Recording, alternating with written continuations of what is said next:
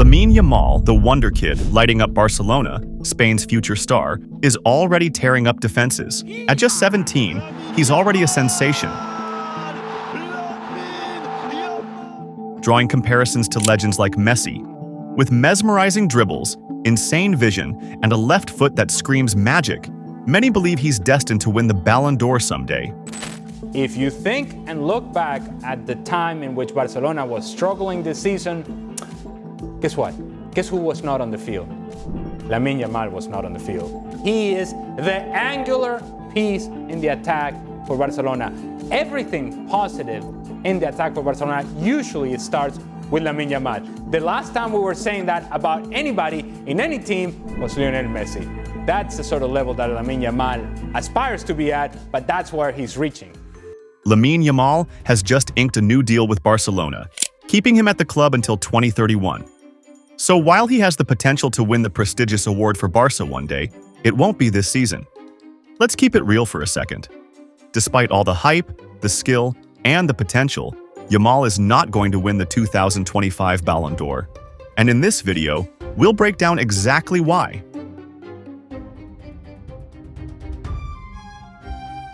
Let's start with the cold, hard truth. No teenager has ever won the Ballon d'Or in the nearly 70 years of its existence. The youngest to do it was the phenomenal Ronaldo Nazario. At just 21 years old in 1997, Messi and Cristiano clinched their first at 22 and 23. Even Mbappé, who took the world by storm in 2018, couldn't win it despite winning the World Cup that year. So, history itself is not on Yamal's side. No teenager has ever won it. And there's a reason. The award has never been about just potential. It's about total dominance across multiple seasons, both individually and in terms of team achievements. Barcelona had a stellar season, securing both La Liga and the Copa del Rey. Yamal has had an amazing breakout season, no doubt about that. He's made defenders look foolish, and he's brought energy and flair back to a Barça side that desperately needed it. But here's the catch. In all competitions this season, Yamal scored only 9 league goals, a total of 18 in all competitions. Now, that might sound decent for a 17-year-old, but when you compare it to other Ballon d'Or and contenders, it's simply not enough. Take his own teammates. Lewandowski, he scored 27 goals in La Liga alone and totaled 42 across all competitions. Rafinha had 34 goals and a jaw-dropping 22 assists. Top scorer and top assister in the UCL this season. Even Ferran Torres had 19 goals. Yamal wasn't even the top contributor in his own squad. That's a big problem when you're aiming for the most prestigious individual award in world football. Now let's look outside Barcelona. PSG just had the season of their lives. The Paris Giants won their first Champions League title in historic fashion, smashing Inter Milan 5-0 in the final, and their first treble in Europe. And guess who the main man was? Ousmane Dembélé. The former Barça winger racked up 33 goals and 13 assists this season and was involved in 2 assists in that epic UCL final. Not only that, he was instrumental in almost every round of the knockout stages. He won the Player of the Season award. His Champions League campaign was legendary, but Dembélé wasn't the only one shining in Paris.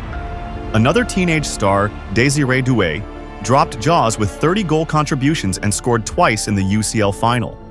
Talk about rising to the occasion. Even Bradley Barcola put up similar numbers to Yamal, proving that he's not even the top teenage performer in Europe this season alone. And if that's not enough competition, let's talk about Kylian Mbappé. In his first season with Real Madrid, Mbappé was a force of nature. He bagged 43 goals in all competitions and 31 in La Liga, winning both the European Golden Boot and the Pichichi. While Real Madrid didn't win the UCL this time, Mbappé's impact was undeniable. He's a global icon, and the Ballon d'Or voters love stats like those. Even Harry Kane can influence if Bayern Munich could win the Club World Cup. Now, some fans will say, hey, what about Ronaldinho? He won the Ballon d'Or with only 9 goals. Figo did it with 9. Kaká with 8. Fair point, but context matters. Those players were already the leaders of their teams. They dictated every attack, bossed the midfield, and carried their squads to silverware and glory.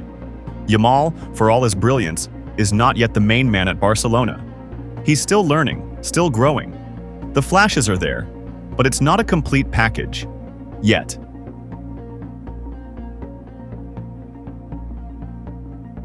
Talking about the Club World Cup, that could be a game changer. The upcoming expanded FIFA Club World Cup is set to make serious waves, with all the top teams from around the globe competing for supremacy. Paris Saint-Germain and Real Madrid are already in. That means Dembélé and Mbappé have one more massive stage to boost their Ballon d'Or campaigns. Barcelona? They failed to qualify, meaning Yamal won't have this opportunity to bolster his Ballon d'Or credentials. Let's also not forget the Messi factor. Lionel Messi and Inter Miami will be playing in the Club World Cup. Now imagine this. Messi, in possibly his last year at the highest competitive level, putting on a masterclass in the tournament. You think Ballon d'Or voters could resist? Not likely. Reports suggest that Cristiano Ronaldo, who recently claimed the Saudi Premier League Golden Boot with an impressive 33 goals, could feature in the upcoming Club World Cup. That alone could push Yamal even further down the rankings. Ballon d'Or is not just about what you do, it's about when and where you do it. Dembélé and Doué turned up when it mattered most, in the Champions League final. Yamal's moments of magic often came in league games with less at stake. He didn't dominate the UCL or international tournaments. He didn't decide a final or carry Barça over the line when it mattered most. These moments are crucial in the eyes of voters. Here's something casual fans forget. Ballon d'Or voters are coaches, captains, and journalists. They think about the full picture: experience, consistency, leadership, and winning. They tend to favor experienced players who've been in the spotlight longer. And it's not just about stats and trophies, it's about perception. And right now, the storyline is PSG finally lift the Champions League. Dembélé leads the charge. Mbappé makes La Liga his playground. Where does Yamal fit into that story? He's a brilliant subplot, but he's not the headline. Not yet. While 2025 might not be his year for the Ballon d'Or, the future is undeniably bright. We've got to talk about Lamine Yamal as well. How good is this guy at 17 years old? Mad, innit? I think he's the best player in the world, to be honest. Do you? Do you think, what, just from a technical standpoint? Just everything. I feel like everything they do just goes through him, and just when you watch him, it's mad. With continued growth and experience, Yamal is poised to be a serious contender in the years to come. So let's wrap this up. Lamine Yamal is a superstar in the making. His new contract with Barcelona until 2031 shows just how much faith the club has in him. The history, the stats, the competition, and the lack of big stage dominance all point to one conclusion: not this year. But give it time. His name will be on that golden ball one day. What do you think? Will Yamal break the trend and stun the world? Or will it be Dembélé, Mbappé? Or maybe even Messi taking home the Ballon d'Or? Let us know in the comments down below, and see you on the next one.